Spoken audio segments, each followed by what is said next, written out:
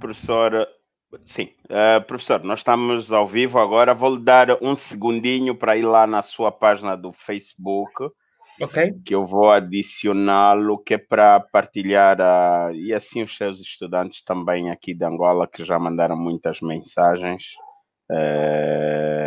vão poder lhe ver. É só. Ok, eu já adicionei o professor à conversa, então o professor pode entrar no Facebook e Ok? Já. partilhar. Já. Professor Flávio, nós antes de estarmos ao vivo já estávamos a ter aqui muitas conversas agradáveis e é a primeira vez que conversamos, nós começamos a se sentir honrado de lhe conhecer. As referências que tenho suas são muito positivas. Muito obrigado por ser esse angolano positivo. Eu tenho estado a dizer aos outros interlocutores que a vida tem estado a dar a oportunidade de conhecer pessoas que me fazem cada vez mais acreditar num país melhor. Agora, feliz aniversário, professor. Seu dia Tá, de muito obrigado. aniversário, mexer com a sua privacidade, né? Peço desculpas por isso. Sim. Não faz mal, muito obrigado. É uma grande alegria estar vivo. Nós tivemos muitos companheiros que infelizmente não chegaram a esta idade, então agradeço. E mais uma vez obrigado pelas simpáticas palavras. O culpado disso tudo é o professor José Otávio, que ele é que disse, olha, vamos mexer com o aniversário do Flávio, assim pelo menos, como ele está lá em Portugal, a gente consegue lhe ver e festejar com ele durante 1 hora. Sim, é verdade. E agradeço Ok. ao Otávio também pelo convite e tenho acompanhado muitas das intervenções que o Josué tem feito e tenho aprendido muito, principalmente em áreas que devo confessar que desconhecia. Como ontem assisti à entrevista com a doutora Noelma de Abreu. Sim, Noelma de Abreu, e honestamente muita coisa interessante e vou ler um bocadinho sobre o assunto para me familiarizar. E hoje acho que também vai ser a mesma coisa, quer eu, quer a grande maioria das pessoas interessadas no live de hoje, é aprendermos um pouco sobre este setor que parece um mistério, mas tem muito que se lhe diga, né? O setor do petróleo e gás e também dos recursos energéticos que cada vez mais são falados no âmbito da diversificação produtiva da energia para a área produtiva, não? Sim. Vamos falar. Eu não me arrogo o título de ser o único ou grande especialista. Há muita gente que tem feito muito trabalho sobre isso, que tem em Angola e no estrangeiro. E, portanto, aquilo que vou partilhar é a minha experiência como académico e a minha experiência como profissional. Não me arrogo de ser o melhor ou de ser o único. Há muita gente que trabalha nisto em várias dimensões. Aliás, a ciência cada vez é mais hiper-especializada.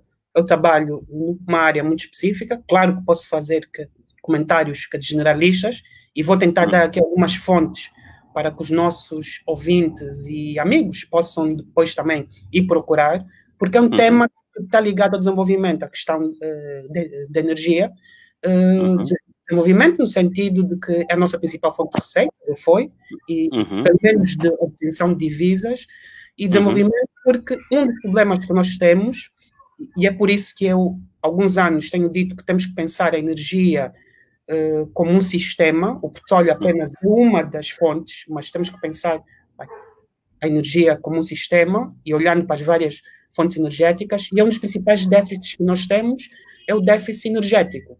E, portanto, eu vou dar a minha opinião e vou tentar dar aqui alguns dados e, no fundo, é lançar a discussão e esperar que mais pessoas depois também possam entrar neste tema, porque este tema está ligado a questões que, por exemplo, o Sérgio, que sei que o Josué está ligado, ele pode também fazer muita coisa, como, por exemplo, inquéritos sobre a pobreza energética.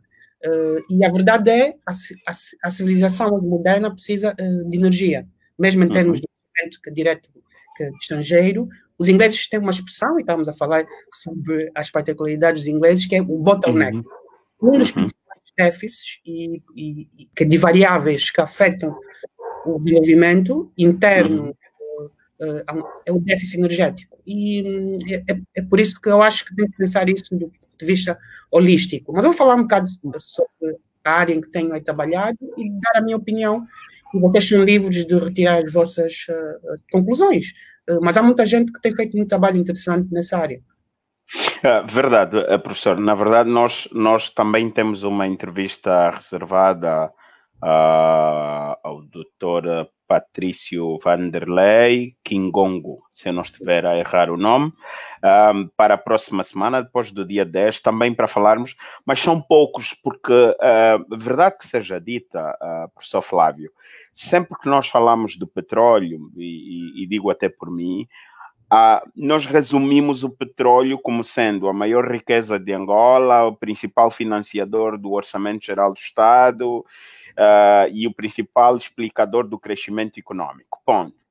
Fora disso, raras são as vezes em que pensamos na indústria petrolífera como um fator de desenvolvimento, como o professor disse. Isto tem um pouco a ver com a forma como fomos formados a observar petróleo, mas também com a pouca investigação que existe em torno do assunto. É um problema da indústria, é um preconceito em relação que a própria indústria ganha fazendo isso, ou é um medo apenas que nós, enquanto angolanos, temos e por causa disso não acedemos às plataformas? Eu acho que um dos problemas é, se calhar, é o desconhecimento, para utilizar a expressão mais correta, mas o petróleo não é um mistério. Obviamente que os Estados, quando descobrem petróleo, e eu faço casos, estudo do caso, e faço às vezes cenários com os meus alunos, em que invento um país hipotético e coloco um caso e digo, o país descobriu tantos milhões de barris. E eu divido os alunos em grupo e digo, olha, você vai representar o Ministério da Energia, você vai representar as finanças, você vai representar as empresas do país e você vai representar as ONGs. Tento criar um cenário complexo e digo, agora faça uma lei sobre petróleos. Eu acho que é assim que temos que pensar o petróleo, em termos, não é apenas de obtenção de receitas, porque, assim, os Estados têm vários objetivos. Os objetivos dos Estados nunca são, nesta indústria, ou em qualquer setor extrativo, só a exportação e a obtenção de divisas. O Estado tem objetivos ambientais, proteção do ambiente, que raramente se fala, mas há um custo muito grande de extração. Imagine a poluição, imagine os pescadores que são afetados de derrames, e nós tivemos exemplos já de alguns derrames. Há diretos que têm a ver com questões económicas que as pessoas não falam, mas a doutrina, a literatura sobre o setor petrolífero econômica fala muito sobre isso. Isso está ligado à doença holandesa, a Dutch disease, que é o setor petrolífero acaba por afetar a competitividade de outros setores, porque faz apreciar a taxa de câmbio e torna outros setores menos competitivos em relação a outros países. Então, é um custo, e a questão é, o que é que se faz? E outra questão é, não se pode só pensar o petróleo e gás, aqui falo petróleo e gás, tem que juntar, porque também temos gás e sei que recentemente foi aprovada a legislação sobre o gás, apesar de eu não estar a trabalhar com o governo, nunca trabalhei nesse sentido.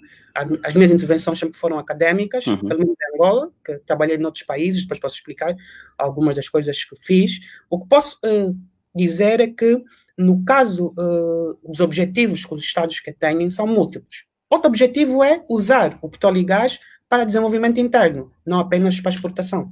Eu não estou a falar aqui de subsídios, mas é canalizar parte deste petróleo para estimular outros setores industriais e procurar eliminar o déficit energético. Uma das fontes mais importantes que está crescendo a nível global no mix energético, porque quando falamos em mix energético, nós estamos a falar sobre o consumo primário de energia global, é o gás natural. ok? O petróleo é apenas uma das fontes, várias. As três principais são que petróleo, que representa cerca de 30% do consumo primário energético. A segunda mais importante neste momento é o gás natural, porque está a crescer mais rapidamente. Depois temos o carvão. E estas três fontes fósseis, que representam cerca de 80% do consumo primário energético. É por isso que eu costumo dizer, para as pessoas perceberem questões de petróleo e gás, têm que perceber como é que estas fontes interagem entre si. Professor, 80%. Sim, 80% a nível global. 80%. Sim. Onde é que eu obtenho esses dados? Isto são dados de fonte aberta. Vão para a Agência de Energia Internacional, tem um relatório anual que chama-se World Energy Outlook, ou WEO, e que é publicado todos os novembros, e eles têm outro tipo de publicações. Alguma dessa informação é paga, mas essa informação é grátis. Mas existe um documento que eu uso para as minhas aulas, porque eu ensino direito de petróleo e gás, mas eu não posso ensinar direito sem explicar a economia. Então, a forma como eu vejo o petróleo e gás é tripartida. Okay? Eu olho na dimensão técnica, geológica e de engenharia, porque há questões técnicas que mesmo eu tenho que saber.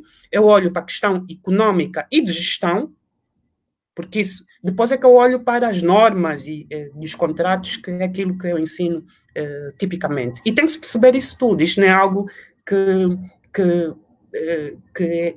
é autoevidente. Para mim é autoevidente, mas não é para quem não trabalha no setor. Então, e este documento fala sobre como é que estas fontes estão, no fundo é uma fotografia, e depois, este documento anual, que vos disse, que é o World Energy Outlook, e há outras organizações, mas a Agência de Energia Internacional é a principal. Depois posso explicar a origem, caso estejam interessados. A origem foi depois da crise petrolífera, em 1973, os países OCDE, Organização para a Cooperação e Desenvolvimento Econômico, decidiram que criar esta agência como agência rival da OPEP, para efeitos estatísticos e coleta de informação, para evitar uma dependência dos fósseis. Então, a questão é como é que energias como as renováveis, a hidroelétrica, a nuclear e a biomassa, que representam os outros 20% do mix energético, vão se comportar nas próximas décadas. Ok? Então, quando falamos que transição energética, essencialmente é isso, é olhar para os fósseis, que ainda são, que vão continuar a ser a principal fonte primária energética. Depois, isto varia de mercado para mercado. Em mercados mais desenvolvidos, a procura por fósseis está a diminuir. Isto porquê? Porque são mercados que não precisam de tanto consumo, porque já atingiram um grau de maturidade elevado. E não é o caso em África. Em África, dizem que só 30% da população, em média, de 30% a 40%, é que tem acesso à eletricidade, por exemplo. Ok? A eletricidade, que não é uma coisa que consumo energético. Ok? Uma coisa é o consumo primário de eletricidade, outra coisa é o consumo primário energético. Onde eu acho que muita gente tem dificuldades em perceber estas coisas. Ok? E só se pode falar de petróleo se percebe como é que a dinâmica do consumo mundial vai ser, como é que a dinâmica do consumo regional vai ser. Que, por um lado, temos um consumo de fósseis a crescer negativamente na Europa e Japão, mas temos um consumo de fósseis a crescer na Ásia, que é a região mais dinâmica do mundo. Depois eu aconselho José que traga alguém. Depois falo sobre a ascensão asiática, porque verdadeiramente isto vai ser um século asiático, pelo menos na primeira metade do século, até provavelmente nos anos 60.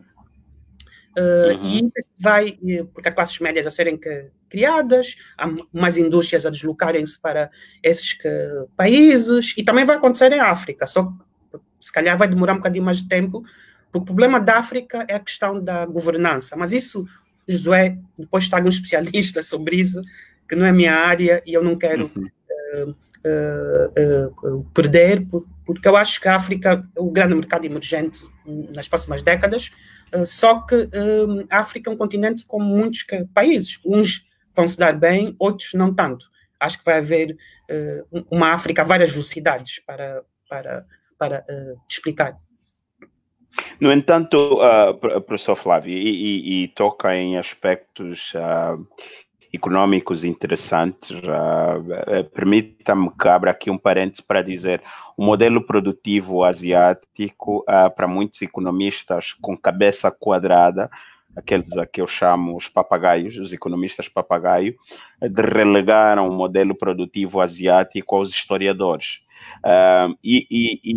Na verdade, é o modelo produtivo asiático que tem muito mais de 40 anos a ser ensaiado, hoje está a produzir resultados muito positivos e, é claro, a sugestão do professor será devidamente aprovada e teremos cá outros especialistas, até se o professor tiver alguma sugestão depois, por favor, faça-nos chegar. Mas voltando aqui à perspectiva do consumo energético, professor, a verdade é uma que, independentemente da concepção dos países em relação ao consumo de petróleo ou não, o mundo reduziu o seu nível de produção e a consequência imediata foi para o consumo energético. Resultado, o petróleo está ali cada vez mais baixo, há menos de 10 dias o petróleo, o pré-sal foi vendido a menos em preços negativos. Já há especialistas a dizerem que foi apenas uma estratégia de mercado, depois se o professor puder falar sobre isso. O petróleo que de nós é referência tem estado aí num preço médio nos últimos 15 dias de 19, 18 dólares, e isso compromete a agenda, teoricamente compromete a agenda de desenvolvimento dos países que dele dependem. Qual é a opinião do professor em relação a isso? Eu escrevi um livro sobre a OPEP e eu tenho uma visão, se calhar, que não é autoevidente, porque há questões em ciências que vão contra o senso comum. Sim. Preços baixos de petróleo, em termos económicos, que fazem com que o petróleo seja mais relevante dentro do mix energético. Em 1963, se olhar para esses dados que eu indiquei, o petróleo representava cerca de 50% do mix energético. Ou seja, 50% do consumo primário energético, quando houve a primeira crise do petróleo, em que os preços atingiram valores acima de 100 dólares, em termos reais, isto é descontados a inflação, por 10 dólares em 1970, não é 10 dólares hoje. Exatamente. E isso fez com que houvesse uma diminuição da procura por petróleo. Então, outras fontes energéticas ganharam em relevância. Aliás, o carvão, que supostamente é uma energia que vem do século XVIII, cresceu no mix energético desde 1973 até 2014. Se olhar para esses dados, e depois posso lhe fazer chegar, porque são dados abertos. Isso por quê? Porque os países da OCDE, que sempre foram os principais consumidores, neste momento não, mas eram até os anos 70, isto inclui a Europa Ocidental, Japão e América do Norte.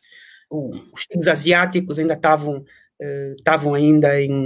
a ser ensaiado, como disse Josué, neste momento já são países desenvolvidos, a Coreia que não quer admitir, chama-se país, mas é um país desenvolvido. Aliás, eu acho que é mais desenvolvido que a generalidade dos países europeus, mas isso fica para outro debate. Outra discussão. Porque eu acho que temos que olhar mais para a Ásia e menos para a Europa. A Europa, eu acho que podemos olhar para alguns aspectos.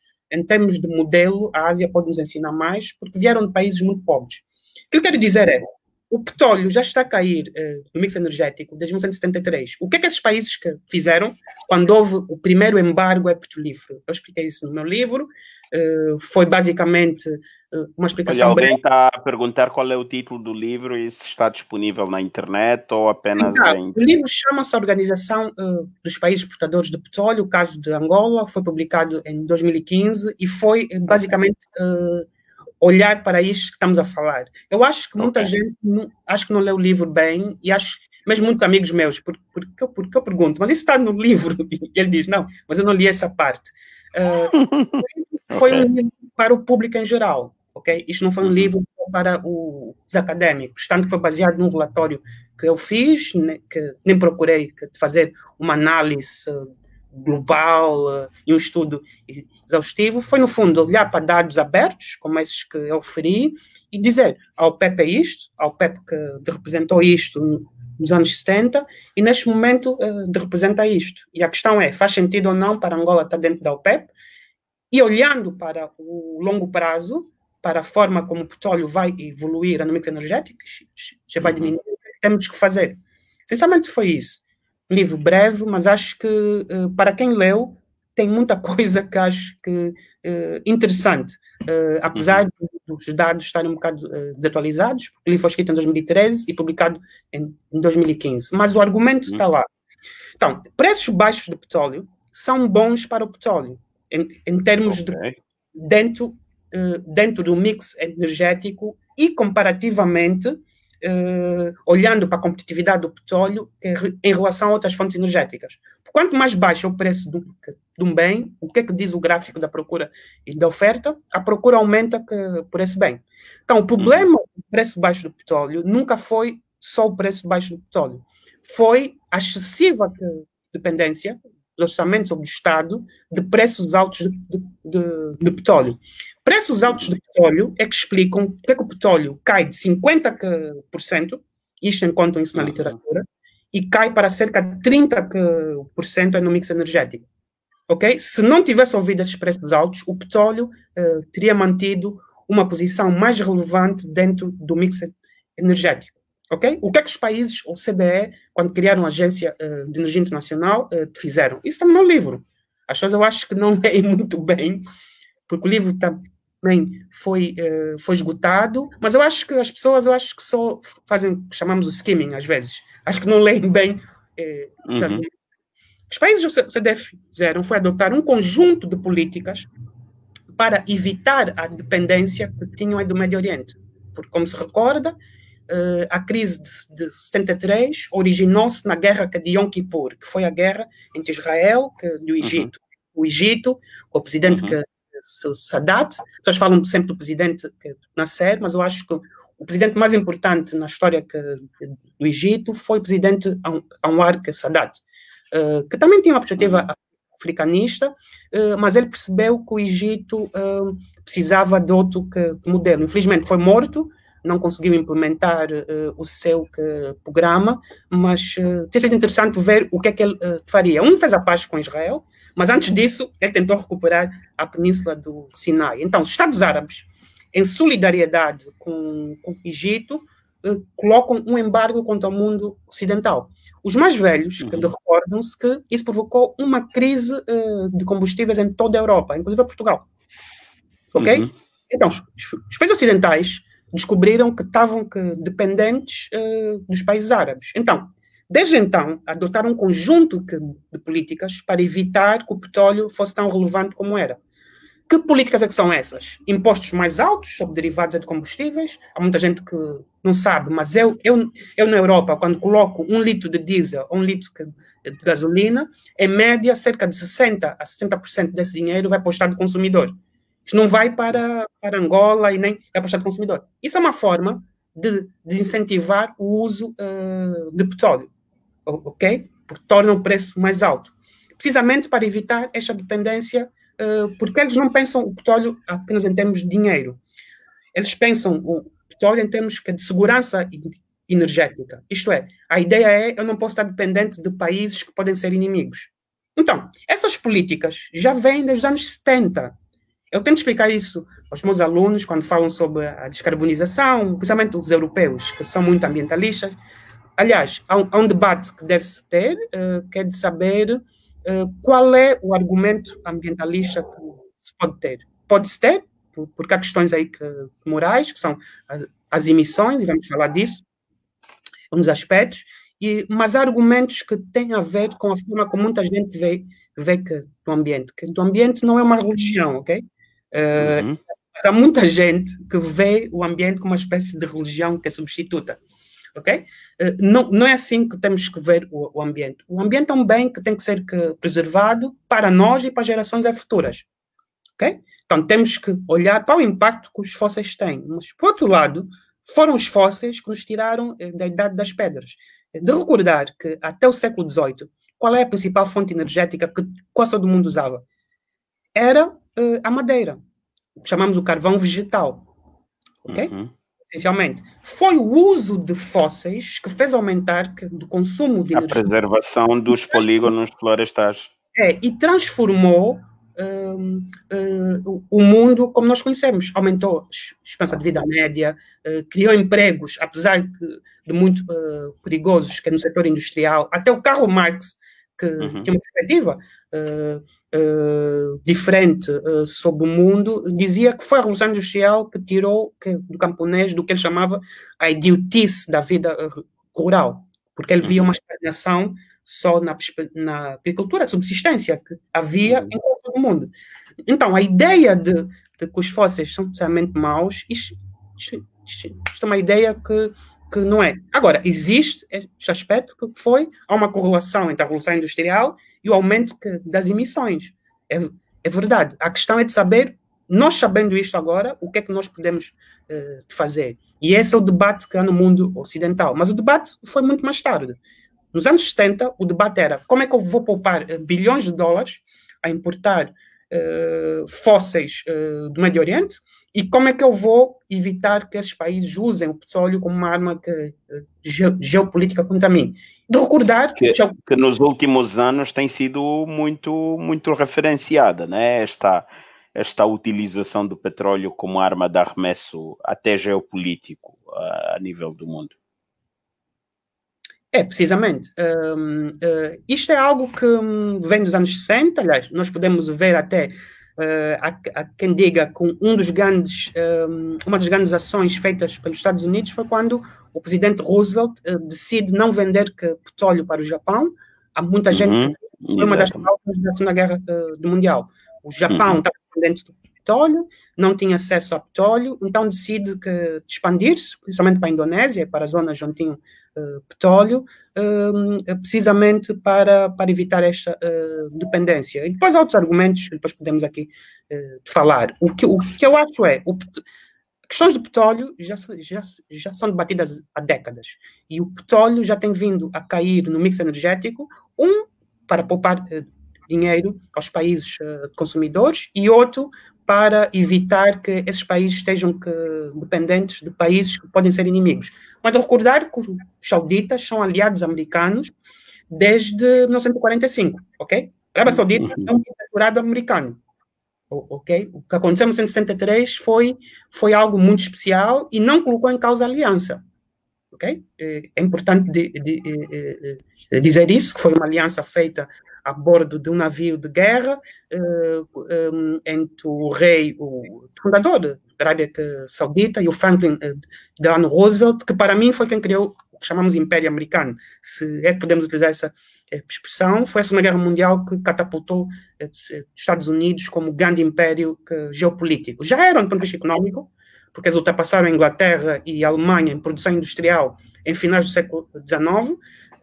mas foi depois da Primeira e Segunda Guerra Mundial, foi um conflito inter-europeu que tornou os Estados Unidos uma grande potência, e depois, com a dissolução do Império Britânico, eles substituíram-se ao Império Britânico nas zonas que eram de influência britânica, inclusive os Estados do Golfo. De recordar...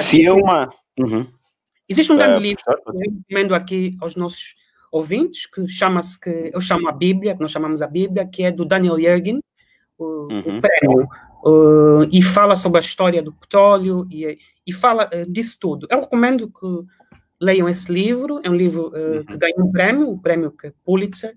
O Daniel Yergin foi alguém que dentro da indústria é considerado um padrinho, um dos nossos, que é Sócrates, e criou uma consultora internacional muito conhecida, a Cambridge Associates, que deu origem à HS Market, porque depois há consultoras especializadas na indústria petrolífera que prestam serviços as empresas e dão estudos especializados. Nem toda a informação é aberta, infelizmente, principalmente destas empresas. E é uma das consultoras mais importantes. E ele, por acaso, escreveu um artigo para recente sobre a crise petrolífera e o que é que motivou os preços de petróleo. Houve várias razões, e se quiser posso explicar agora. Sim, citar algumas razões, que eu depois tenho uma questão para lhe fazer. Sim. Sim.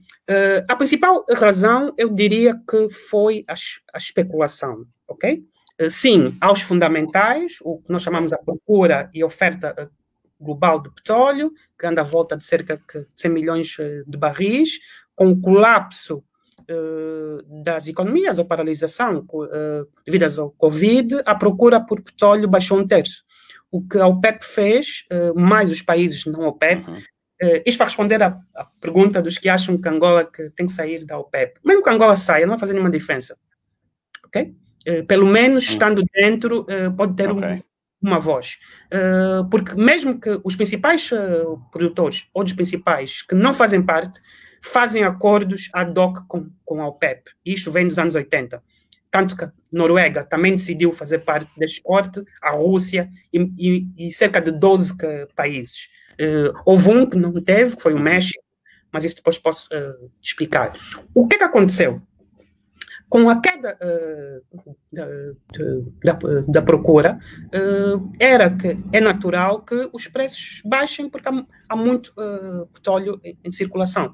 E a capacidade de armazenamento desse petróleo, porque a produção continua a cerca de 100 milhões de barris, rapidamente está ainda a esgotar-se. E o que acontece? No mercado de futuros, ok? Porque estamos a falar aqui do índice WTI, que é o West Texas Intermediate. O preço índice de referência, como o Josué disse, é o Brent em Londres. Depois posso explicar o que é o Brent em Londres e o que é não é outro. Há vários índices. 2/3 dos contratos mundiais são feitos com base no índice do Brent em Londres, mas o preço nunca é o preço do Brent em Londres. Não se sabe, o preço do petróleo está relacionado com a qualidade do petróleo. O petróleo mais leve é um petróleo mais caro. O petróleo mais pesado é um petróleo mais barato, porque é mais difícil de refinar. O nosso petróleo é um petróleo que, principalmente em campos como o girassol, é considerado um petróleo médio. Então, o preço tem a ver com o preço de referência e o tipo de petróleo que se tem. O melhor petróleo, por acaso, um dos melhores é o petróleo líbio. Depois posso falar da Líbia, que aí houve uma questão, foi uma questão política que se passou na Líbia, com o derrubo do Gaddafi. E é um bom exemplo das coisas más que tem. E a Líbia é o país com as maiores reservas de petróleo em África. Tem 4 vezes mais petróleo do que Angola, em termos de reservas provadas, cerca de 47 bilhões. Onde é que encontram isso? Vão ao site da OPEP. A OPEP tem esses dados, e existe algo que chama-se um Annual Statistical Bulletin, que fala sobre isso. A BP também tem um documento que chama-se BP Statistical Review of World Energy, e encontram esses dados todos sobre o consumo de carvão, de gás, e quanto é que cada país relevante tem reservas provadas. Reservas estimadas é outra coisa. Nós temos muito mais reservas estimadas. O que aconteceu foi, neste mercado de futuros, a capacidade de armazenamento estava muito, muito alta. E o que aconteceu foi, neste mercado entram muitos especuladores, ok? E esses especuladores entram para ganhar dinheiro. Eles não querem ter a entrega física do produto. O que aconteceu foi, no termo de maturidade do contrato, como havia muita oferta, eles não quiseram tomar posse, porque essa não é a função deles. Eles não têm cargueiros e nem têm tanques prontos para armazenamento, principalmente nesse ponto de entrega que é em Oklahoma, em Cushing. Ok? E o que aconteceu foi, como não quiseram entregar, decidiram aceitar as perdas, e o que aconteceu foi que pagaram para se ver livre do petróleo. Então, em parte, foi a especulação. Não se esqueça que em contratos de futuros eu posso vender um bem que eu não tenho ainda fisicamente. Disponível, okay? Sim. É, disponível. Mas a partir do momento em que este contrato diz-me para eu receber o bem, eu tenho que ter como receber. É um contrato promessa, tem que honrar. Ou então vendo. O que aconteceu é, não encontraram compradores, porque há um excesso de oferta, pelas razões que eu disse, a procura que caiu um terço, e depois houve uma guerra entre a Arábia Saudita e os russos, por cota de mercado. Posso explicar? Isto é algo que vem dos anos 80 e 2016. Posso explicar que a OPEP tem dois tipos de estratégias, dependendo do tipo de país. E que a estratégia saudita faz sentido na lógica deles. Pode não fazer na lógica angolana, mas para eles faz todo sentido. Isso está no livro. É por isso Até porque a Arábia Saudita é um dos maiores produtores, então precisa de uma atenção especial. Sim, não, e mais do que ser dos maiores produtores, porque conta nem sequer a produção, o que conta é as reservas, ok? Eu posso ter uma produção muito grande, mas estar a esgotar mais rapidamente as minhas reservas. Então, tem-se que considerar o rácio para produção. É o que aconteceu em Angola. Nós não colocamos novos poços em funcionamento, com novas descobertas. Professor Flávio, perdoa-me cortar, nós já vamos falar de Angola agora nessa segunda parte da nossa conversa, e cortei-lhe porque começou a entrar para Angola, mas é a segunda parte da nossa conversa. Antes, e para que beba um pouquinho de água, permita-me que faça aqui um... Sim, tenho aqui a minha água.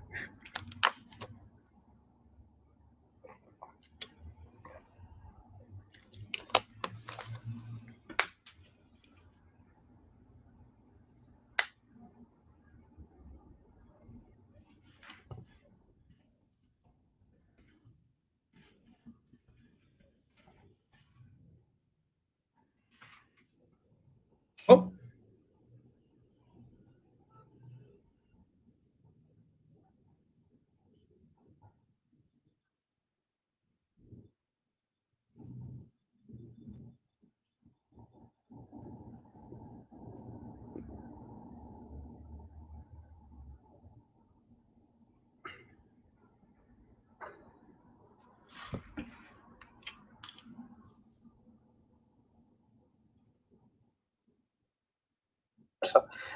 Antes, e para que beba...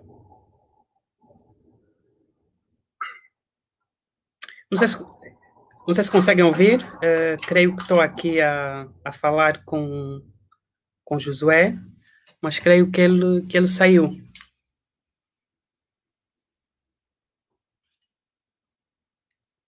Só para responder aqui uma questão importante que foi colocada, sim, a transparência no setor faz todo sentido. Uma das coisas que eu defendo, já escrevi sobre isso, é que Angola deveria entrar na estratégia da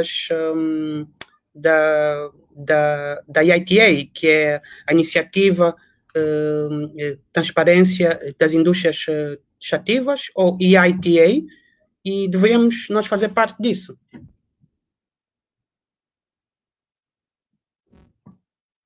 Estou?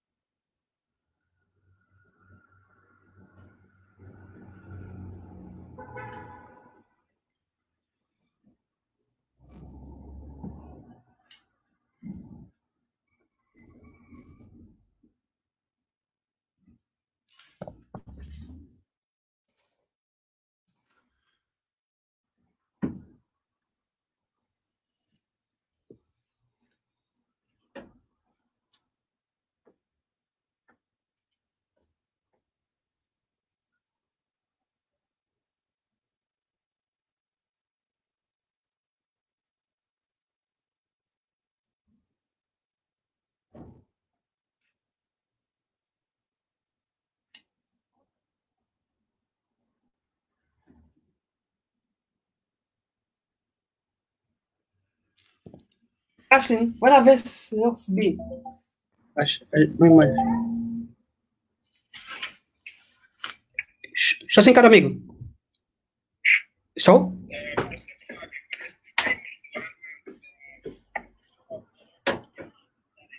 Ah, tá bom. Mantenho-me então no chat.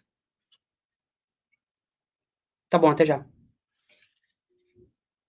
Pashem, vai lá ver no correio se recebi. Ah, sim. Yeah? Yeah, que diz que já recebi.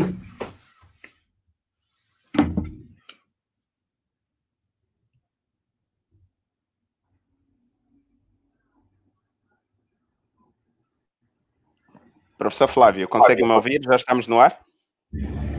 Sim, consigo ouvir agora. Sim, consigo. É de quando, em vez, fruto do subdesenvolvimento, a internet nos trai. Então, tivemos aqui uma pane. Mas obrigado pela sua paciência. Mais uma vez, feliz aniversário por estares aí do outro lado. Mas é assim, a internet às vezes tem dessas coisas. Professor Flávio, eu estava a dizer que nós estamos aqui numa iniciativa do Centro de Estudos Jurídicos, Econômicos e Sociais da Universidade Agostinho Neto, e é uma iniciativa de pesquisadores no âmbito dos efeitos sociais e econômicos do confinamento social. Estamos a abordar não só o contexto, aquilo que é a realidade objetiva, mas também nos interessa a análise de projeções futuras, essencialmente do pós-Covid. E muito obrigado pelas lições que eu estou aqui a tirar muitas notas. Eu, na verdade, comprei 2 livros para estudar sobre petróleo, porque, confesso-lhe, salvo eu sou economista, salvo da análise circunscrita ao efeito do petróleo na economia real, raras são as vezes em que temos a liberdade de entendê-lo até como um fator que manipula a política, que manipula a economia e manipula as diferentes sociedades. Vindo aqui para a nossa terra, né, olhando um pouco para o país, eu teria a seguinte questão. Professor Flávio, e o professor disse muito bem, a questão do petróleo já é discutida faz tempo. A maior referência que o professor deu aqui é desde 1973 que o petróleo deixou de ter de representar esse valor energético, né? Saiu de 50% para 30%. Então, se isso é verdade e se essas informações estão todas à nossa disposição, o porquê de África e essencialmente da Angola continuar a negar a possibilidade de socorrer de outras formas de produção de energia, de outras formas de diversificação econômica para dar resposta a essa decadência do setor petrolífero? Qual é a explicação que o professor tem para isso, tendo em conta os estudos que faz? Creio que aqui, aos aspectos, o José é economista e obrigado pelas perguntas, porque o José tem um conhecimento também sobre o setor energético, creio que está a ser um bocado de modesto. O que eu posso dizer é que há aspectos que não são aspectos técnicos, ok? Uhum. Os aspectos técnicos são também sempre políticos. A ideia de que se pode fazer políticas públicas sem pensar em opções ou A ou B, não há realmente uma neutralidade. Mas, infelizmente, estes aspectos têm a ver com aquilo que chamamos de economia política, ou a teoria das escolhas públicas. É muito mais fácil. Eu vou dar o exemplo da Noruega, para explicar o porquê que isto é mais complexo do que parece. Isto não é tão simples como parece. A Noruega, todos vamos admitir que é um país que gera muito bem as receitas petrolíferas. Creio que o Josué, eu estive lá em 2016, a convite do Conselho Norueguês para a África. Eles pagaram o bilhete e visitei o parlamento, reuni-me com 2 parlamentares, estive com um parceiro angolano, não vou divulgar o nome, mas é alguém muito conhecido da praça, depois envio, porque não sei se posso divulgar, mas não foi nada segredo, foi um contato. Todos admitimos que é um país que gera bem as receitas petrolíferas, ok? Aqui não estou a falar da gestão de receitas, isso seria outro debate, mas eu vou adiantar aqui alguns temas que eu que nós consideramos as melhores práticas. Mas a Noruega, apesar de ter um fundo de pensões que se aproxima, que por acaso são 2 fundos que eles têm, mas e quando falamos do fundo, aproxima-se de $1 trilhão. Nem países como o Reino Unido ou a França têm esse dinheiro em termos de poupanças. Ok? Isso foi começado em 1990. Se não me erro. É gerido pelo Banco Central norueguês e pelo Ministério das Finanças e, em regra, detém cerca de 1% de quase todas as empresas cotadas em bolsas, porque eles fazem o que chama-se investimento passivo, para não deixar o dinheiro no banco, eles investem em vários títulos, em ações, isso tudo. E aquilo gera rendimentos, e, em regra, são esses rendimentos que são canalizados para o orçamento norueguês. Mas mesmo este país... E uma boa parte dele é utilizado para financiar iniciativas das organizações da sociedade civil de uma grande maioria dos países em desenvolvimento. Na verdade, os países desenvolvidos, Angola beneficia 2 fundos exatamente disso. Sim, eles chamam de projetos. Mas eu se disser ao Josué, aí vamos às questões de que nem todo conhecimento para senso comum necessariamente é conhecimento científico. Eu gosto muito da distinção que o professor Otávio faz entre doxa e episteme, né? Ou logos. Né? Que episteme não é bem logos. Por acaso estou a reler os diálogos platônicos e é incrível, porque eu acho que nós esquecemos. Eu acho que não estamos a dar importância devido ao conhecimento científico. Estamos a dar mais as opiniões. E as redes sociais tornam cada pessoa é um cientista, cada pessoa é um economista, é um jurista. Mas voltando a essa distinção eu se disser, Josué, que a Noruega não é um país diversificado em termos econômicos, Josué vai aceitar essa premissa? Não é? Sim, eu até, como eu já disse lá no começo, eu vou evitar dar minhas opiniões, porque hoje é o dia do professor. Mas eu concordo plenamente com o que o professor está aqui a sugerir e conhece. É dos países que mais sofreu com a doença holandesa. Fez uma gestão exemplar do fundo. Aliás, é uma polêmica. Revolucionou a sua forma de ser. Sim, mas não conseguiu a diversificar. Nós compararmos, vamos a um critério de inovação. A principal riqueza, eu digo, repito, são as pessoas. Não é o petróleo, não é o diamante, não é o peixe na nossa terra. Somos nós, ok? É os nossos filhos, os nossos irmãos, os nossos amigos. E temos que pensar que a verdadeira riqueza está na nossa mente, ok? Além do valor intrínseco que a vida humana tem, a verdadeira riqueza é a nossa mente. A questão é o que fazemos com os recursos que Deus nos deu, Deus ou a natureza, depende aqui das percepções que as pessoas. Eu sou alguém que também é cristão e acredita em Deus, então... Vamos ficar no Deus que já está de bom tamanho. Os não cristãos depois se adaptam a circunstâncias. Então, a Noruega, vamos a um critério de inovação. Patentes per capita, eu também ensino contratos comerciais e uma das coisas que eu ensinei foi propriedade intelectual. E eu costumo dizer, um dos critérios de inovação é olhar para as patentes que protegem invenções por 100 mil habitantes. Per capita, não estou a comparar em números absolutos. A Noruega não é tão inovadora como a Suécia, ou como a Dinamarca, ou como a Finlândia. Países que etnicamente são muito semelhantes e culturalmente e politicamente muito semelhantes. Aliás, há uma polêmica agora quanto ao fundo, que eu recomendo que vocês vejam, porque a pessoa que vai agora, por concurso público, ser o líder do fundo norueguês, de alguém que geria um fundo privado em Londres e pagou uma passagem de avião ao antigo diretor. Isso a gerar uma polêmica enorme para ver o grau de transparência que esses países... Exatamente. A ética pública, né? E outro critério é o critério de que a mulher de César não basta ser honesta, que tem de o parecer, e depois a questão do conflito... Tem de parecer ser. Porque este novo gestor é alguém multimilionário, que já fez muito dinheiro na banca de investimento, e há pessoas que dizem que pode haver um conflito de interesses, porque o fundo é o maior acionista no mercado de capitais. Como disse, em regras, tem 1% das empresas cotadas em bolsas, direto ou indiretamente. Isso depois aconselho que vocês leiam, e o José pode trazer um especialista norueguês. Mas em termos de inovação, não é dos países mais inovadores do mundo, comparativamente a países com o mesmo grau de desenvolvimento, como a Suíça, como o Japão, como Singapura.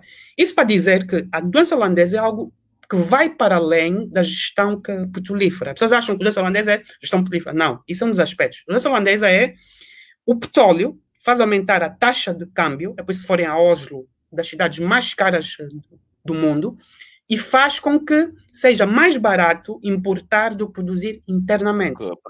Internamente. Então, há um fenómeno monetário que os economistas identificam, há muitas teorias e vários autores que já escreveram sobre isso. Então, não é só a questão da corrupção de Angola, isso que está relacionada com a teoria das escolhas públicas, Public Choice Theory, grupos de interesse que podem ou não capturar o Estado. Isso acontece em todo o mundo. Por exemplo, eu se disser ao Josué que a finança é um grupo, deve ser, neste momento, o grupo de interesse mais importante em países como o Reino Unido e os Estados Unidos.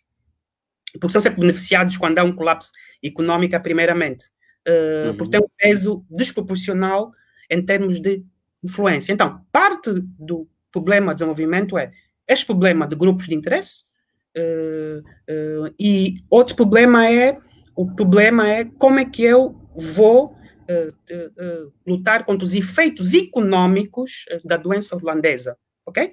E uma das coisas que os países fazem é esterilização das receitas. O que é que isso significa? Eu não vou colocar este dinheiro todo no meu país, porque isso pode fazer inflacionar ativos no meu país. Então, um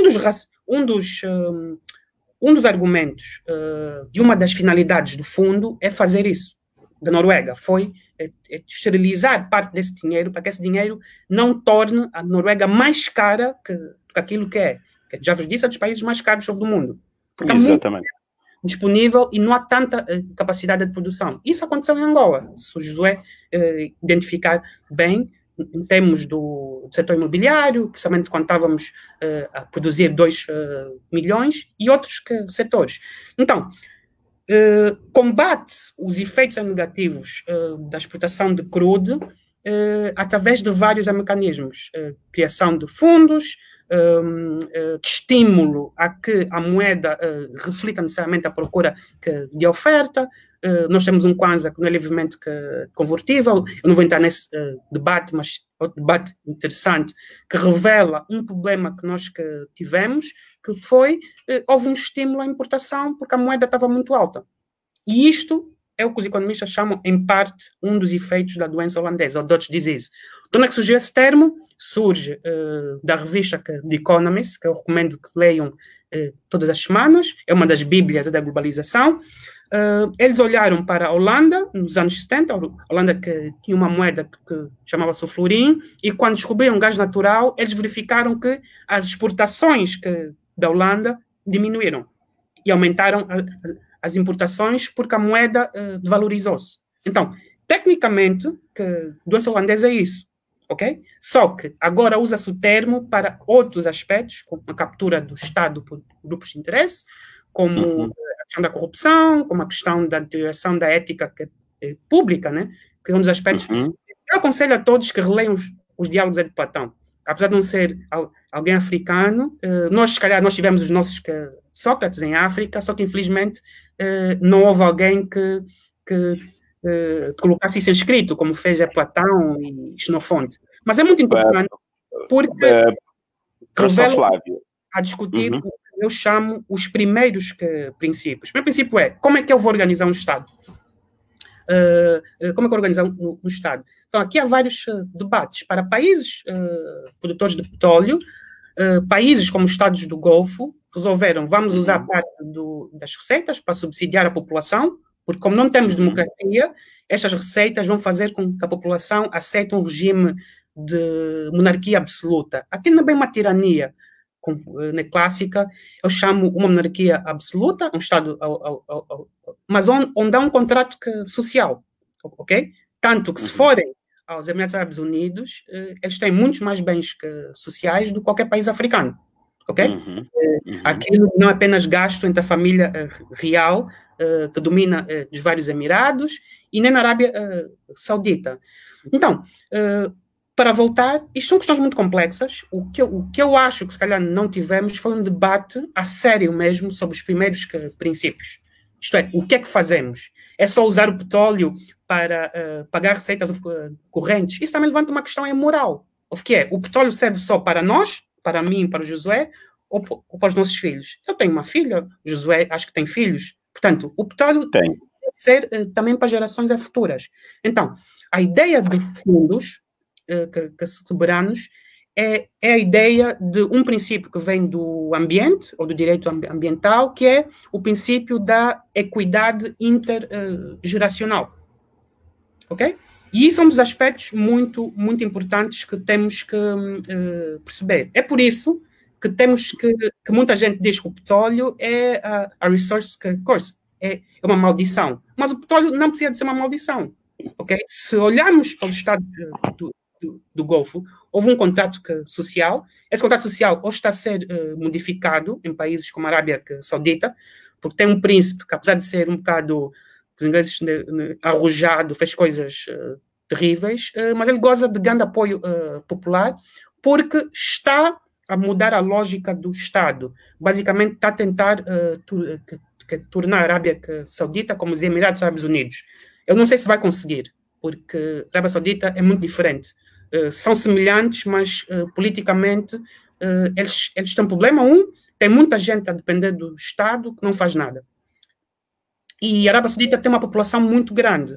Então, são cerca de 20 milhões, 8 milhões são estrangeiros. Mas quem trabalha no setor produtivo, não o setor de oil and gas, porque o setor de oil and gas é um centro de excelência, ok? Depois podemos... de Angola tem muitos amigos que entendem mal a Arábia Saudita, pensam que é uma tirania absoluta. Não é, porque se fosse, já teria sido derrubada. Portanto, tiveram um rei que foi morto nos anos 60. Portanto, aquilo é mais complicado do que parece. Mas o problema essencial é a questão do contrato social. E isso é o debate que nós temos que ter amplamente. E não é só a ideia de dar dinheiro às pessoas, que é algo que eu defendo, porque o petróleo que pertence a todos. Acho que, ao invés de aumentar o orçamento do Estado, parte desse dinheiro pode ser canalizado diretamente para as famílias, através de transferências diretas, ok? Isto é uma questão de assistencialismo, porque eu sou liberal clássico, tenho que dizer aqui, mas é uma questão de que o petróleo pertence a todos, ok? E não faz sentido só ir para o funcionalismo que é público ou para projetos públicos. Parte disso deve ir diretamente para as famílias, porque é de todos. Okay? Olha, professor Flávio, fez uma observação interessante. Chamar-se de liberal clássico, mas ao longo das suas abordagens e buscar teorias filosóficas como de Platão, Marx e outros. Por que eu destaco isso? Exatamente porque, a dado momento, o capital de um país tem de ser o conhecimento. E quanto mais absorvemos conhecimento, mais liberdade temos, mais liberal nos tornamos.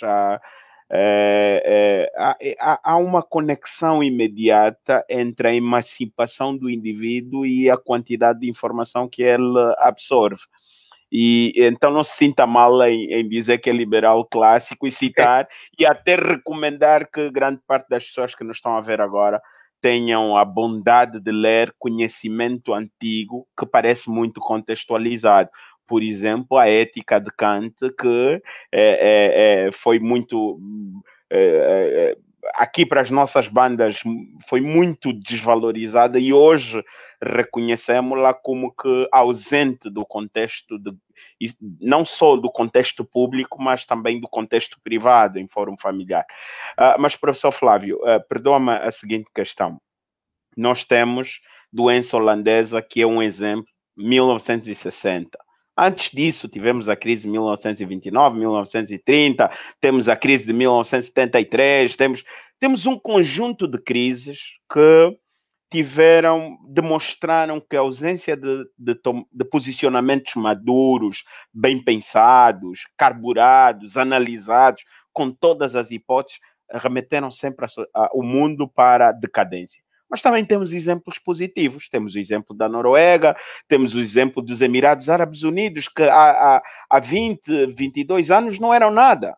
E hoje, corrija-me se estiver errado, eu sei que, por exemplo, os Emirados Árabes Unidos gastam muito menos de 10% do que vende de petróleo hoje para o dia a dia. Ou seja, conseguiu encontrar alternativas para financiar a sua atividade econômica. Para nós, professor, onde é que está o problema? Nós temos exemplos bons, mas temos muitos exemplos maus.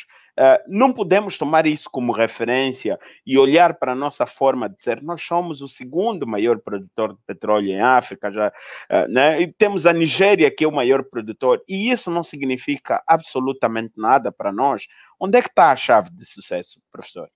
Eu acho que há duas questões, e eu disse ao Josué, eu filosoficamente identifico-me com a corrente do estoicismo, para falar aqui sobre que foi uma das escolas antigas de ética que vem de Sócrates, essencialmente, e havia três grandes escolas, havia o epicureanismo, o estoicismo e a academia. Tem um artigo que fala sobre isso e eu vou partilhar consigo. Sim. E é uma espécie do que chamamos a ética da virtude, e no fundo é a ideia de que temos que cultivar certas virtudes, havia as 4 virtudes clássicas, e também tinha uma perspectiva sobre o mundo, sobre política, e um dos livros que eu recomendo que sempre, para além as meditações, é de Marco Aurélio, que foi um imperador romano que foi estoico e passou os últimos anos da vida dele a defender o Império Romano, a expandir no norte da Europa, basicamente em campanha militar, e foi realmente dos imperadores mais interessantes. E existe outro livro que é de Epicteto, que chama-se o Encridion, ou Manual, portanto, recomendo que leiam esses livros. Eu acho que temos que começar a debater os primeiros princípios, sempre. E eu acho que o problema, às vezes, é nós tomamos coisas que são óbvias que não são óbvias. Ok? Não é óbvio que eu necessariamente tenha que apostar no setor agrícola. É óbvio para mim, mas é assim, é óbvio para todos, mas a questão é, por que é que temos que apostar no setor agrícola? E temos sempre que nos perguntar. E depois a questão é, como é que nós operacionalizamos as coisas? Porque às vezes nós concordamos que, ok, vamos todos ser virtuosos ou éticos. A questão é, o que é que isso significa na prática? Significa que eu, se tiver um primo, eu vou contratá-lo, mesmo que o meu primo não tenha das competências necessárias, e mesmo que seja na minha empresa. Eu, na minha empresa, faço aquilo que eu quiser, né? Mas a questão é, se calhar isso pode ser mau para a minha empresa, porque se calhar a melhor forma de ajudar o meu primo é pagando-lhe o curso, ou então enviando ele para uma outra empresa, onde ele tem competências. Imaginemos que ele é engenheiro e quer ser advogado. Ele, se calhar, tem que estudar o direito, ou então vai ficar na sua área e se calhar vai contribuir aí mais. Então, a questão ética é uma questão de discutir os primeiros princípios. E, no caso angolano, o problema às vezes é como é que nós operacionalizamos as coisas. Por exemplo, dizemos, como é que nós usamos o petróleo? Uma das coisas que eu tenho debatido e tenho dito a muita gente é, o petróleo tem que ser um fator de desenvolvimento e de capacitação. E há esses planos, há essas estratégias como conteúdo local.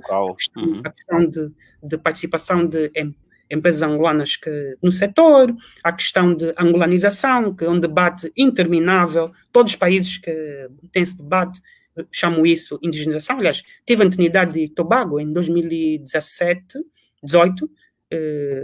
2017, numa conferência onde falei sobre conteúdo local, e eles são dos meus produtores de gás natural da região, dos principais mundiais, e também um debate interminável que não acaba.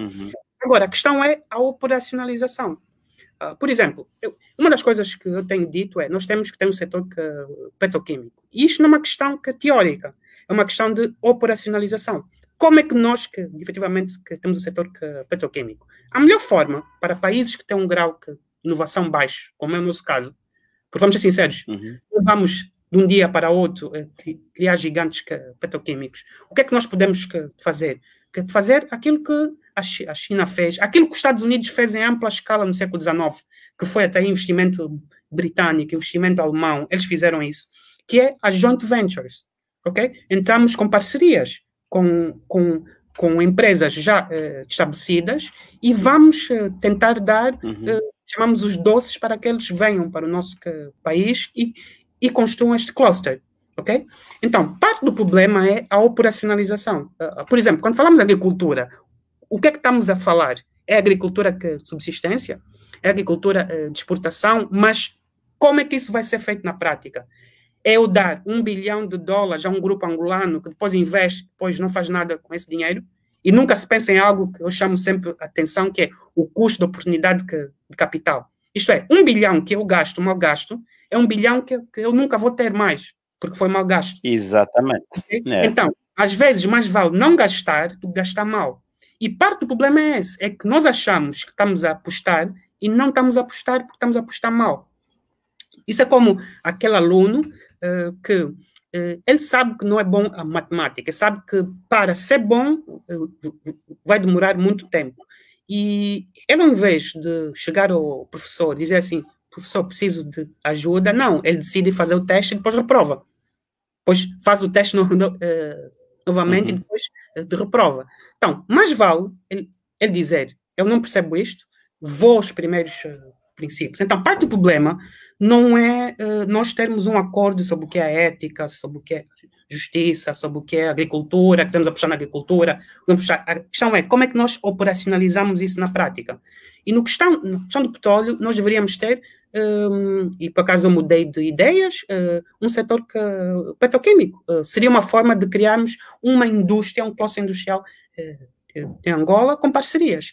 Obviamente que isto não vai ser feito do dia para a noite, pode demorar 10 anos, mas por que não iniciamos já os estudos sobre isso? Por que não iniciamos já os contactos com grandes players? Nós podemos, e tem que se pensar assim, estrategicamente, porque aquilo que nós vamos precisar dentro de 10 anos tem que ser feito agora. E às vezes eu acho que falta isso. Mas, professor, não acha que nessa hipótese de se pensar alternativas e o setor petroquímico como a principal alavanca, não acha que o debate está demasiadamente institucional? Como é que se liberaliza o debate aqui? Porque eu penso que, ok, vamos desenvolver refinaria, está lá o Estado. Vamos, não sei lá o que está lá o Estado. Não acha que aqui o Estado deveria agregar um pouco mais de liberdade a esse debate sobre as diferentes opções econômicas para o bem do país? Sim, acho que sim. Eu disse no início da intervenção que eu, quando faço cenários, eu dou liberdade aos meus alunos para defender os seus interesses. Eu acho que a perspectiva sempre que temos que ter é stakeholder approach, ok? É o que eu chamo a abordagem dos intervenientes. Vamos trazer toda a gente à mesa, vamos ouvir tudo o que as pessoas têm a dizer, a sociedade civil, as comunidades afetadas, vamos ouvir as associações empresariais. Tive recentemente um debate no Instagram sobre se devemos ou não ter protecionismo, e eu expliquei. Existe um custo para o protecionismo. Um dos custos é nós podemos ter indústrias ineficientes que nunca vão competir e que vão colocar aí no produto, que vão colocar aí no mercado preços mais altos para um país pobre, em que uma pessoa pobre está a pagar mais acima da média mundial. E temos muitos produtos de Angola assim. Estamos a pagar acima da média mundial por causa de tarifas da pauta aduaneira e por causa da ideia que temos que beneficiar um grupo. Isso é por isso que eu disse, temos que olhar para a teoria das escolhas públicas, que foi onde suborramos a economia, que foi inventado pelo Gordon Tullock e o James Buchanan. Às vezes, nós achamos que estamos a beneficiar Angola, não. Estamos a beneficiar apenas um grupo. E não estou a falar aqui de corrupção. É mesmo um grupo de interesse que é ouvido sem considerar outros potenciais impactados. Quem é que acaba por pagar preços mais elevados? É o consumidor pobre, que é a grande maioria angolana. Então, quando se fala em apostar no setor petroquímico, na questão das refinarias, temos que olhar para a competitividade. Numa altura em que 60% das receitas são para pagar dívida, e temos, essencialmente, taxas de juros negativas em termos reais no mundo ocidental, faz mais sentido atrair investimento privado. E esse dinheiro que está disponível, por que é que não vem para Angola? Por causa do nosso péssimo ambiente de negócios. E tive esse debate também recentemente. As pessoas diziam, porque isso não há como saber. Há como saber. Eu posso ir a uma repartição... Os canais de informação estão disponíveis. É um pouco do interesse da parte de quem quer investir, né? Precisamente. E a questão é, nós estamos hoje a competir com países africanos que são mais competitivos. Eu lido muito com Ghana, muito não, mas um pouco, porque a minha antiga universidade no Reino Unido tinha uma parceria com uma universidade do Ghana, já lidei com o Quênia, já lidei parcialmente com a Nigéria, que esses países, nesse sentido, estão mais avançados que nós. Também por causa do mundo anglo-saxónico, e eles vêm como referência o mundo anglo-saxónico, porque o modelo luso tem algumas deficiências, e podemos depois a falar disso, mesmo em termos da forma como olhamos para o Estado. E se me permites, nessa última parte da conversa, quero aqui abrir um parênteses. Agora não lhe vou tratar como professor, mas como Flávio. Flávio, sim, sim. Eu recebi a sugestão do professor Carlos Lopes de que esta seria a nossa última semana das abordagens, ou será a nossa última semana das abordagens em torno dos efeitos sociais e econômicos do confinamento social. Porque isso é a base são diálogos em torno de uma pesquisa aplicada que está a ser feita. Já terminamos os inquéritos no domingo, agora estamos a tabular os dados e provavelmente vamos lançar nos próximos dias. Mas o pós-estudo, eu fui influenciado pelo professor Carlos Lopes a dar continuidade às minhas entrevistas, porque é bom criarmos esses espaços de conversa para incentivarmos outras pessoas a aprenderem. Então, Flávio, está aqui, e estou mesmo a falar como mais velho, né? Aqui sim. Vou usar um pouco da África. Está aqui combinado que na próxima semana, ou se não, vamos combinar um outro dia para dar continuidade aos nossos diálogos, porque nós nem falamos sequer a metade de tudo o que temos que falar. Mas essa última parte eu queria ouvir de si, este desafio das universidades, mas porque estás a falar para muitos jovens que nos estão a ver, vêm agora e vêm a posterior, já lhe disse, para além de professores universitários, temos estudantes a nos seguirem. Esta ideia de sairmos da zona de conforto, tu, jovem, precisas de 39 anos hoje, né?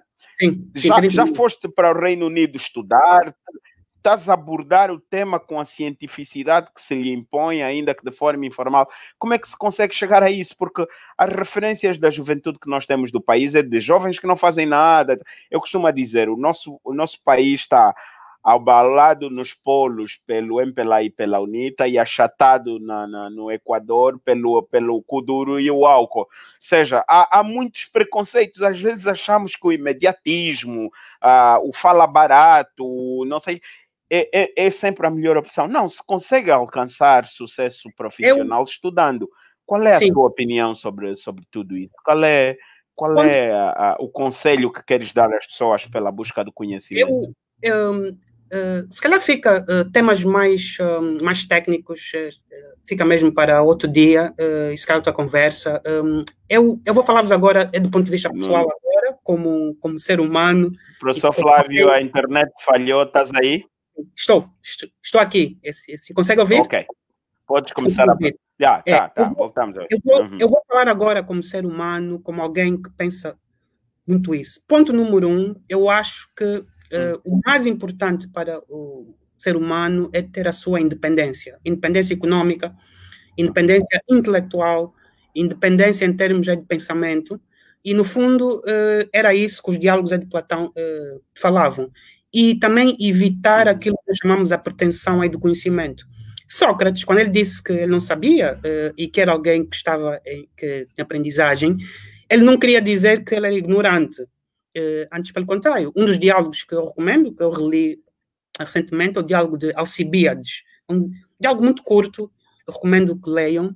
E ele distinguia Sócrates a falar com Alcibíades, que foi uma figura muito interessante em Atenas, é alguém muito alto, muito esbelto, alguém com muito dinheiro, famílias históricas, e nesse diálogo Sócrates tenta demonstrar que Alcibíades, ao querer entrar na vida pública, ele não sabia do que estava a dizer. E ele distinguiu três tipos de pessoas. Pessoas que sabiam que não sabiam, ok?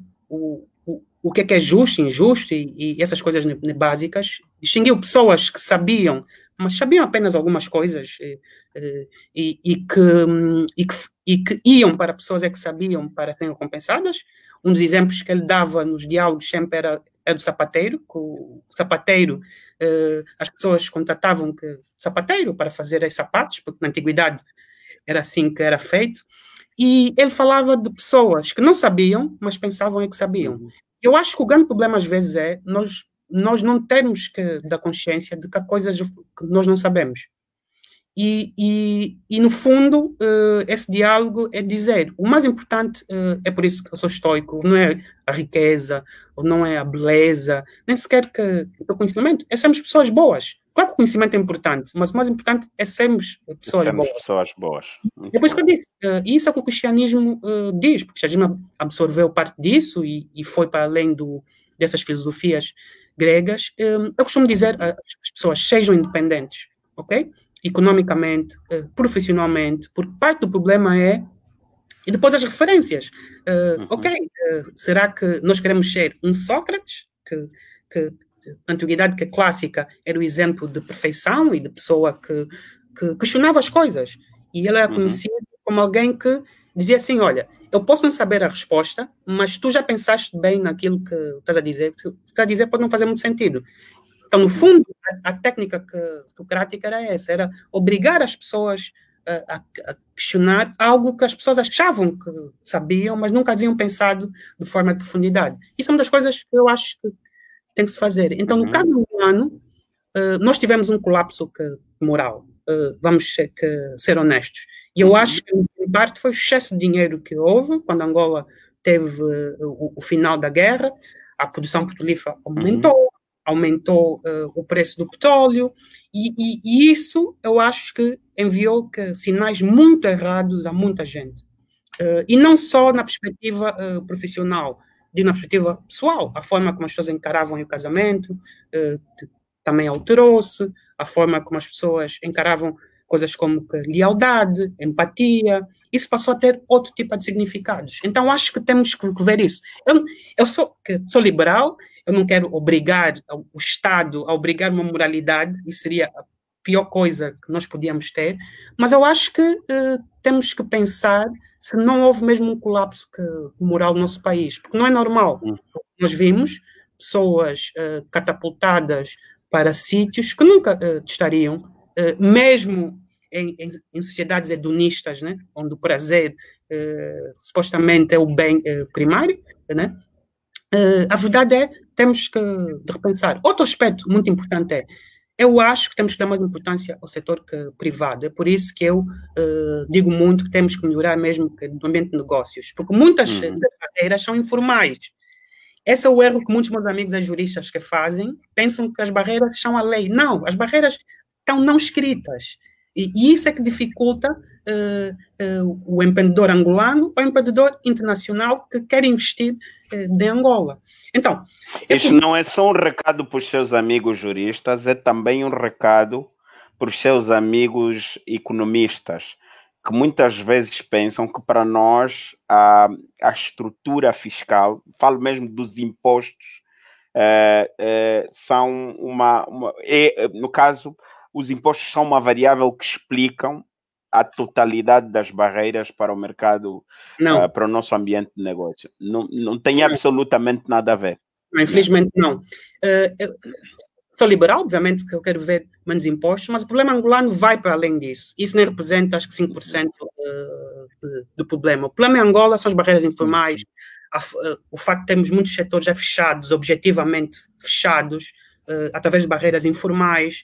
Às vezes não está na lei, mas há barreiras informais para investimento e para outros setores, e não falei disso, mas é o setor das energias renováveis.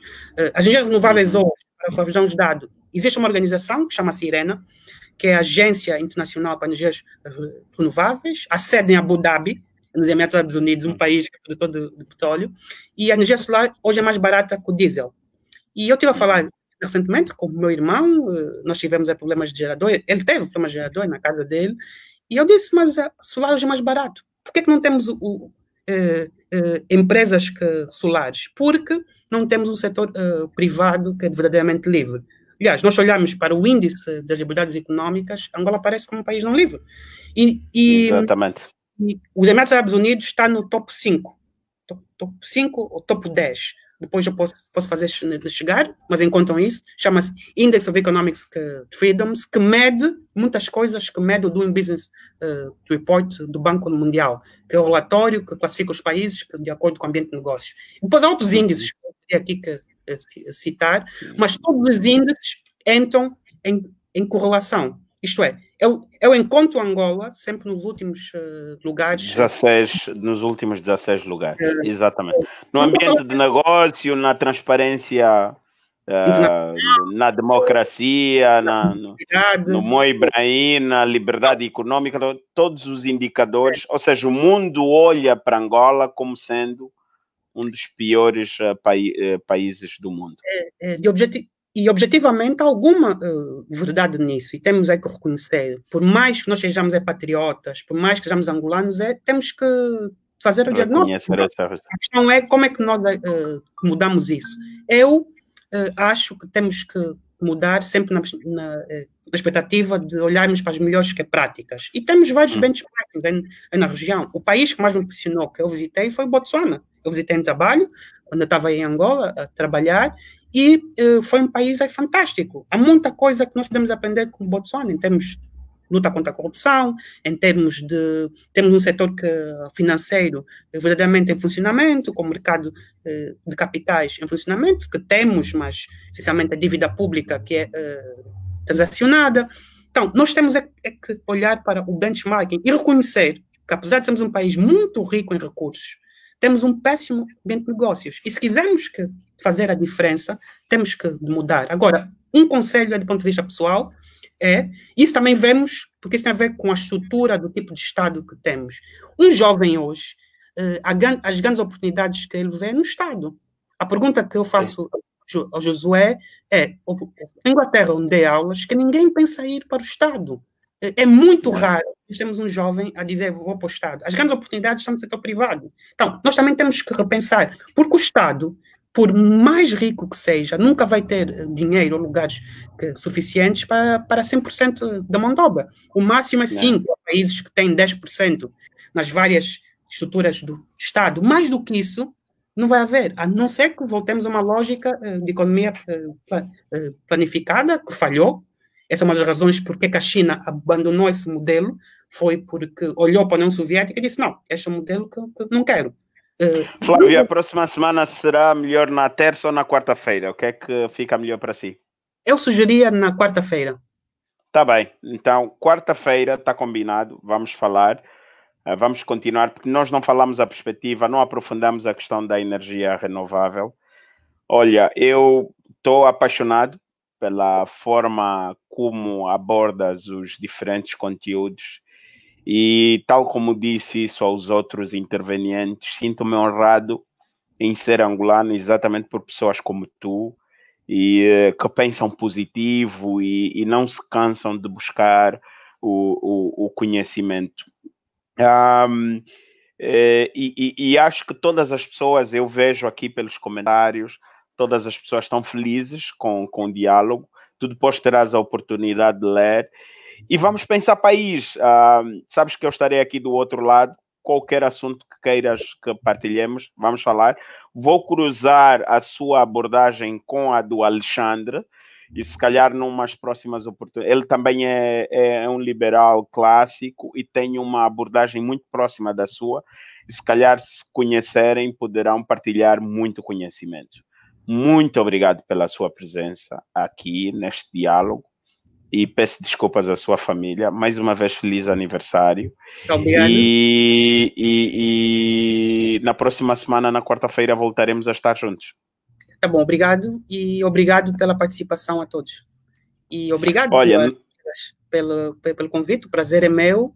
e dizer a todos que estou disponível para aquilo que eu puder ajudar. Tá, obrigado. Prazer é todo nosso. Olha que eu dei mais de 24 minutos para 1 hora e a audiência não baixou, ou seja, as pessoas estão aqui a assistirem e isso é muito bom. Feliz aniversário, um abraço à sua família, paz e bem para si. Obrigado. Obrigado. Olha, foi então a conversa com a professora Flávio. Amanhã teremos a professora Kátia Gabriel. Vamos falar um pouco sobre investigação científica, investigação laboratorial. Os laboratórios têm sido muito referenciados agora na busca das vacinas e na busca de alternativas para a maximização da produção do mundo e essencialmente de Angola. Vamos falar um pouco sobre a experiência dela a nível das relações com práticas sustentáveis de preservação dos resíduos sólidos. Espero que também seja uma conversa agradável e vai ser, porque a professora Kátia é uma mulher muito inteligente e tem várias experiências que podem ser partilhadas. A todos os que nos assistiram, ao Isaac, ao Silvio, ao José, à Evelina, a Kátia, ao Carlos, ao CEP Prestígio, ao professor José Otávio, Tiago Pereira, a Carlos Lopes, a professora Bibiana, ao Divava, ao Celso, a todos vocês. Eu não sei se consigo citar todos os nomes, ao Américo. A todos, muito obrigado pela vossa participação. Há também aqui a Carla Inocêncio, que acredito que deve ter alguma relação com o professor Flávio. Belisário, muito obrigado. Isto é uma iniciativa de pesquisadores do Centro de Estudos Jurídicos, Económicos e Sociais da Universidade Agostinho Neto em torno de um estudo sobre os efeitos sociais e económicos do confinamento social. Muito obrigado a todos, paz e bem, e amanhã estaremos juntos às 16 horas. Um abraço.